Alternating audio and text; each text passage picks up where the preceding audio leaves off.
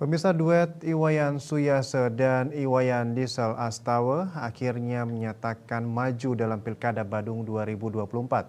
Kepastian ini terungkap dalam acara Ramadhamah lintas partai politik yang digagas oleh DPD Partai Golkar Badung pada Minggu 19 Mei 2024.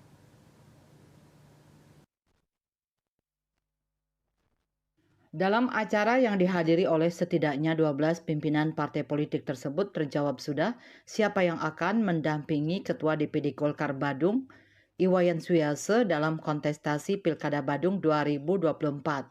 Ketua Gerindra Badung Iwayan Diesel Astawa secara tegas menyatakan kesiapannya untuk mendampingi Wakil Ketua DPRD Badung itu sebagai calon Wakil Bupati.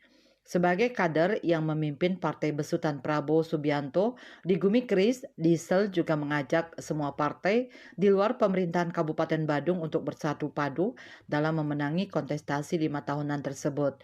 Diesel berharap kehadirannya bersama Ketua Golkar Badung dapat memberikan warna dan perubahan baru yang lebih baik bagi masyarakat dan pemerintah di Kabupaten Badung. Mengenai keseriusannya mendampingi Suyase, Diesel menegaskan dirinya sangat serius.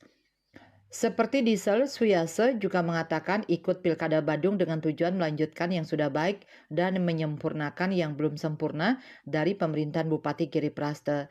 Dirinya ingin mewujudkan pemerintahan yang adil agar masyarakat Badung sejahtera, bahagia dan merata, tidak hanya didominasi satu partai saja.